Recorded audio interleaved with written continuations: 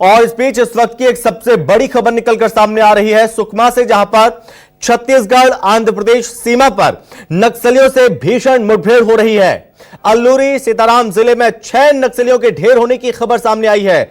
बताया जा रहा है कि 6 नक्सली ढेर हो चुके हैं इस मुठभेड़ में। नक्सलियों में बड़े कैडर के होने की आशंका है, टॉप लीडर्स के होने की आशंका जताई जा रही है। इस मुठभेड़ में मारे गए जो नक्सली हैं वो टॉप लीडर्स हैं।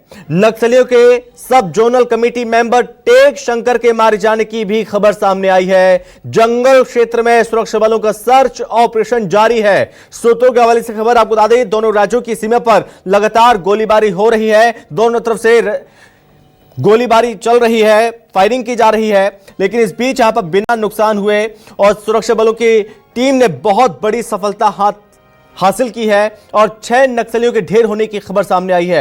लेकिन अभी यह मुठभेड़ खत्म नहीं हुई, मुठभेड़ जारी है और आंध्र प्रदेश छत्तीसगढ़ आंध्रा सीमा पर यह मुठभेड़ चल रही है। दोनों ही तरफ से गोलीबारी लगातार जारी है। Sub zonal committee member Tek Shankar के मारे जाने की खबर भी सामने आई है। बता दें कि यहां पर जैसे जवानों को यह पता चला कि यहां पर नक्सली छुपे हुए हैं, उसके बाद नक्सलियों को घेरने की कोशिश की गई और घेराबंदी कर दी गई, जिसके बाद जवानों ने मोर्चा संभाला और 6 नक्सलियों को ढेर कर दिया। और इस पर ज्यादा जानकारी के साथ संवाददाता आशुतोष तिवारी हमारे साथ जुड़ रहे हैं। तो आशुतोष, यह सबसे बड़ी खबर जिसमें माना जा रहा है कि जो 6 नक्सली मारे गए हैं इस मुठभेड़ में वो टॉप कमांडर, टॉप लीडर्स हैं, क्या पुष्टि हो पा रही है इस मुठभेड़ के बाद? अब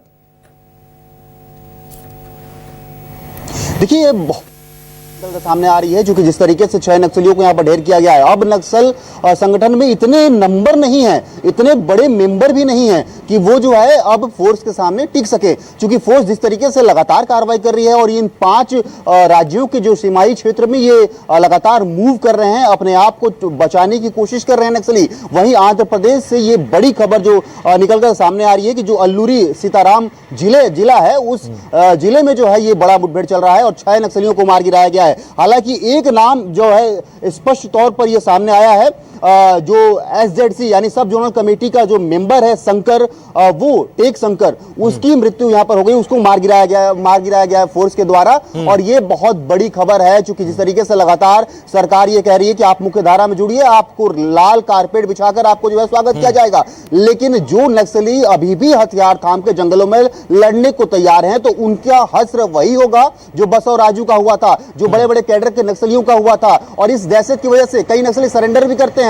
रुपेश जो सीसी मेंबर रहा है वो सरेंडर कर चुका है। हालांकि इस बीच में एक और खबर चल रही थी कि मालवी हिड़मा जो सीसी मेंबर है और बहुत कुख्यात नक्सली है, उसको मारे जाने की खबर है। लेकिन ये खबर अपुष्ट है, ये खबर गलत है, ये ऐसी खबर कोई नहीं है। क्योंकि अगर जानकारी के हिसाब से बात करें तो हिड़मा के पास अभी भी 210 ऐसे मेंबर हैं जो 24 से 25 वर्ष के युवा हैं और उनके पास इतने गोला बारूद है कि अगर मुठभेड़ चलती है तो 10 दिनों तक वो मोर्चा संभाल सकते हैं। तो ऐसे में हिड़मा का लोकेशन भी अभी नहीं जो है यहाँ पर सामने आया है। और इस मुठभेड़ में जरूर जो है सब जोनल कमेटी के मेंबर हैं, अलग अलग नक्सली हो चुके हैं, हो सकते हैं। क्योंकि जब ये मुठभेड़ होता है उसके बाद जब फोर्स पूरा ऑपरेशन को अंजाम देने के बाद, सर्च अभियान के बाद जो है जब वापस मुख्यालय लौटती है, उसके बाद से स्पष्टीकरण होता है कि कितने नक्सली मारे गए, शिनाख्त होता है कि कौन कौन से कैडर के नक्सली हैं, इन पर इनाम कितना है, सभी राज्यों से इसकी जानकारी ली जाती है। उसके बाद से ये क्लियर होता है कि कितने बड़े नक्सली यहाँ पर मारे गए हैं और कितने के इनाम जो है ये घोषित है। अभी भी जो है यहाँ पर मुठभेड़ चलने की जानकारी जरूर मिल रही है। बस्तर आईजी जो सुंदर राजपी हैं, उन्होंने भी कहा है कि जरूर वहां के जो फोर्स है वो वहां पर कार्रवाई कर रही है, लेकिन अभी तक हमारे पास स्पष्टीकरण इसका नहीं आया है कि कितने नक्सली मारे गए हैं और कौन कौन से कैडर के नक्सली हैं। क्योंकि ये जो है लगभग दोपहर तक साफ हो जाएगा कि कितने नक्सली मारे गए हैं, कौन से कैडर के नक्सली हैं। क्योंकि सब जोनल कमेटी जो टेक शंकर का नाम आ रहा है, ये भी लंबे समय से नक्सल संगठन में जुड़ा हुआ रहा है। और इसके अलावा जिस तरीके से नक्सलियों की तरफ से एक प्रेस विज्ञप्ति आती है कि हम हथियार नहीं छोड़ेंगे, जो हथियार छोड़ा है उसको गद्दार कह दिया जाता है। लेकिन कहीं ना कहीं नक्सली अपने जान को बचाने के लिए जो है वो मुख्यधारा में जुड़ रहे हैं और मुख्यधारा में जुड़ के सरकार की योजनाओं का लाभ ले रहे हैं। लेकिन अगर वो हथियार पकड़ के जंगलों में अभी भी लड़ने को तैयार है तो कहीं ना कहीं फोर्स इसी तरीके की कार्रवाई करेगी और उनको जो है मार गिराएगी। ठीक है आशुतोष जी, ठीक है। फिलहाल बहुत धन्यवाद आपका तमाम जानकारी के लिए।